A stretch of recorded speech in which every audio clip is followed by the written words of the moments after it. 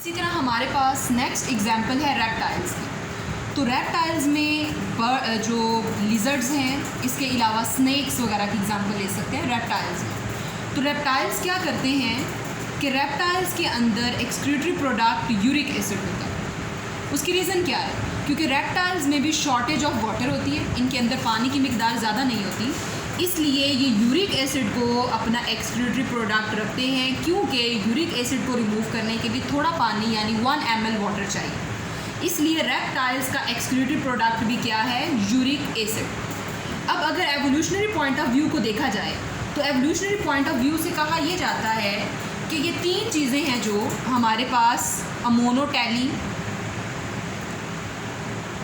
यूरियोटैली और जो यूरिकोटैली है, ये 3 हमारे पास जो करैक्टर्स हैं, अमोनोटैली है, यूरियोटैली है, यूरिकोटैली है। तो इन तीनों में से एवोल्यूशनरी पॉइंट ऑफ व्यू के अकॉर्डिंग अमोनोटैली सबसे पहले थी, लेकिन with the passage of time जैसे जैसे लिविंग ऑर्गेनिज्म टेरेस्ट्रियल इन्वायरमेंट में आते गए तो यूरियोटैली और यूरिकोटैली फिर दोबारा से आ गई। तो यूरियोटैली में क्या होता है कि यूरिया रिमूव किया जाता है और यूरिकोटैली में यूरिक एसिड रिमूव किया जाता है। तो इस तरह से यूरियोटैली और यूरिकोटैली को एवोल्यूशनरी एडॉप्टेशन कंसीडर किया जाता है कि with the passage of time जब लिविंग ऑर्गेनिज्म टेरेस्ट्रियल इन्वायरमेंट में आए तो उनके अंदर अमोनोटैली की जगह पर यूरियोटैली और यूरिकोटैली ने ले ली। तो this is the evolutionary adaptation. अब हम मूव करते हैं towards, now we move to the hydra. Hydra क्या है? पहले हम लोगों ने नेचर ऑफ एक्सक्रीटरी प्रोडक्ट्स को पढ़ा, लेकिन अब हम पढ़ने वाले हैं रिप्रेजेंटेटिव्स को। मिसाल के तौर पर हमारा सबसे पहला जो रिप्रेजेंटेटिव है जिसके एक्सक्रीटरी प्रोडक्ट को हम यहाँ पर एक्सप्लेन करेंगे, जिसके अंदर एक्सक्रीशन को हम यहाँ एक्सप्लेन करेंगे, दैट इज़ हाइड्रा। तो हाइड्रा एक आपके पास fresh water dwelling living organism होता है। ये फ्रेश वाटर में पाया जाने वाला इंडिविजुअल है। यहाँ पर आपके पास एक हाइड्रा की डायग्राम दी गई है जो एक सॉइल के ऊपर अटैच्ड फॉर्म में सबस्ट्रेटम के ऊपर लगा हुआ। हाइड्रा की बॉडी को अगर आप देखें तो इसके पास क्या है? टेंटिकल्स हैं। इसके अलावा इसकी बॉडी वॉज लाइक होती है और इसमें क्या चीज़ पाई जाती है? इसकी बॉडी अंदर से क्या है? कैविटी की फॉर्म में। इसकी सिंगल ओपनिंग है, दैट इज़ कॉल्ड माउथ, और इसके थ्रू वाटर अंदर आता है और सर्कुलेट करता हुआ यहीं से ही बाहर निकल जाता है। यानी ये जो इसकी बॉडी कैविटी है that is all time filled with water. इसमें हर वक्त वाटर मौजूद होता है। अगर ये फ्रेश वाटर इन्वायरमेंट में रहने वाला एक इंडिविजुअल है तो इसके अंदर जो पानी जा रहा है वो भी फ्रेश वाटर होगा।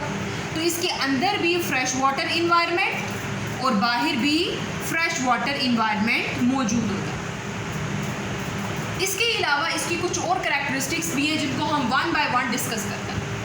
फ्रेश वाटर लिविंग ऑर्गेनिज्म होने के साथ साथ ये फाइलम नाइडेरिया से बिलोंग करता है। अब फाइलम नाइडेरिया की क्या करैक्टरिस्टिक्स हैं? जैसे कि हम लोगों ने डिस्कस किया, फाइलम नाइडेरिया में टेंटिकल्स पाए जाते हैं इंडिविजुअल्स के पास। जैसे ये हमारे पास अगर एक हाइड्रा है तो उसके पास भी क्या मौजूद है? टेंटिकल्स मौजूद है। इसी तरह cnidocyte is the second property. तो नीडोसाइट्स क्या होते हैं? ये स्टिंगिंग सेल्स होते हैं जो कहाँ पर पाए जाते हैं? टेंटिकल्स के अंदर पाए जाते हैं। ये भी किसकी क्वालिटी है? नाइडेरिया। इसी तरह जो तीसरी करैक्टरिस्टिक है वो क्या है कि नाइडेरियंस के अंदर वो लिविंग ऑर्गेनिजम्स जो नाइडेरिया फाइलम से बिलोंग करते हैं उनके अंदर जो बॉडी कैविटी होती है वो फिल्ड विद वाटर होती है, पानी से भरी हुई होती है। तो ये चीज़ हम डिस्कस कर चुके हैं कि ये अगर हाइड्रा की बॉडी कैविटी है तो ये किससे फिल्ड रहती है? All time filled with water. और कौन सा वाटर? Fresh water. नेक्स्ट, इसके अलावा जो फाइलम नाइडेरिया है इसके अंदर पाए जाने वाले लिविंग ऑर्गेनिजम्स की बॉडी 2 लेयर्स पर मुश्तमिल होती है, 2 लेयर्स ऑफ सेल्स पर मुश्तमिल होती है। अब वो 2 लेयर्स कौन कौन सी हैं? Epidermis, endodermis. आपको पता है कि एपिडर्मिस हम हमेशा उस लेयर को कहते हैं that is present outside, towards outside, और एंडोडर्मिस हम हमेशा उस लेयर को कहते हैं दैट इज़ प्रेजेंट इनसाइड। अब अगर हम डायग्राम में देखें तो यहाँ पर 2 लेयर्स शो की गई हैं।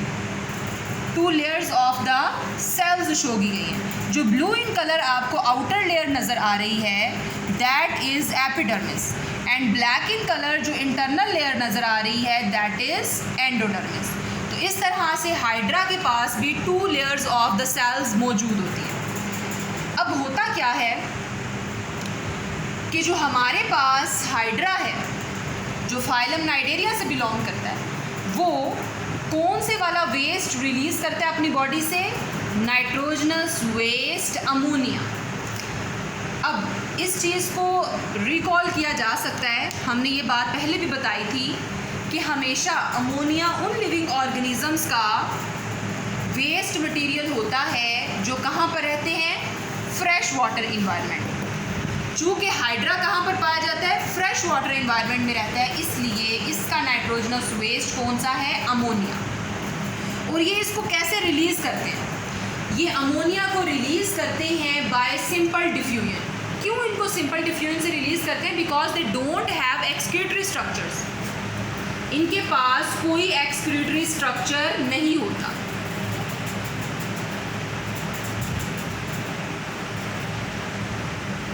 इस वजह से ये सिंपल डिफ्यूजन के थ्रू अपनी बॉडी में से जो अमोनिया है जो कि एक नाइट्रोजनस वेस्ट है इसको रिमूव करता है। मिसाल के तौर पर यहाँ जो 2 इसकी सेल्स की लेयर्स हैं उनमें अगर हम एपिडर्मिस को देखते हैं, एक सेल लेयर को जो कि यहाँ पर मैंने बनाई है, जूम करके इसको दिखाया। अगर एपिडर्मिस को जूम करके देखा जाए तो यहाँ पर जो एपिडर्मिस है, यहाँ पर एक एपिडर्मल सेल, इस सेल के अंदर क्या प्रोड्यूस होता है? Ammonia, nitrogenous waste ammonia produce होता है। दूसरी जानिब इसके इर्द गिर्द जो इन्वायरमेंट है वो क्या है? फ्रेश वाटर इन्वायरमेंट, जहाँ पर अमोनिया की मिकदार बहुत कम है।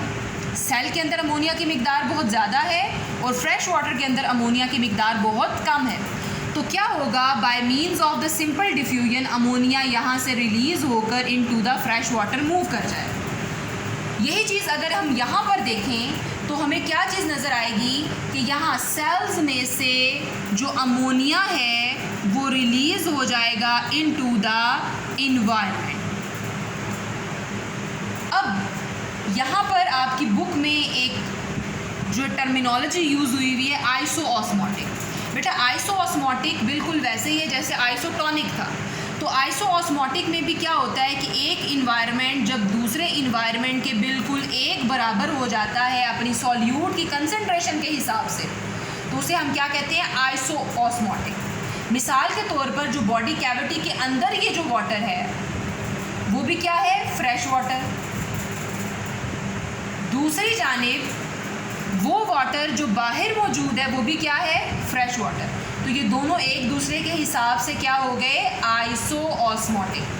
तो क्या होता है? अमोनिया बॉडी के सेल्स से निकलकर उनके आइसोऑस्मोटिक इन्वायरमेंट फ्रेश वाटर में रिलीज़ हो जाता है by means of the simple diffusion from high concentration to the low concentration. इसके अलावा जो इंटरनल लेयर है एंडोडर्मिस, वहाँ से भी अमोनिया रिमूव होता है और कहाँ जाता है? Inside the body cavity.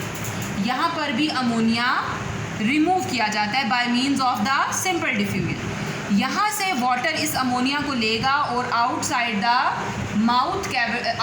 The body cavity through the mouth move कर जाएगा।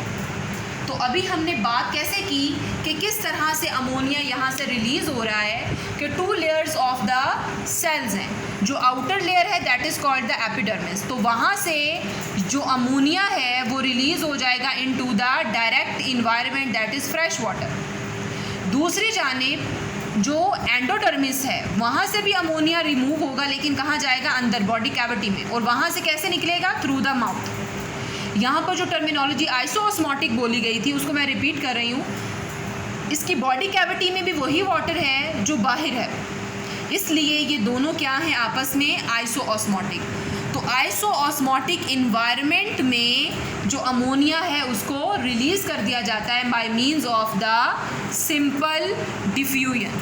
तो सिंपल डिफ्यूजन के थ्रू जितना भी वेस्ट अमोनिया होता है उसे रिमूव कर दिया जाता है into the fresh water environment. Thank you.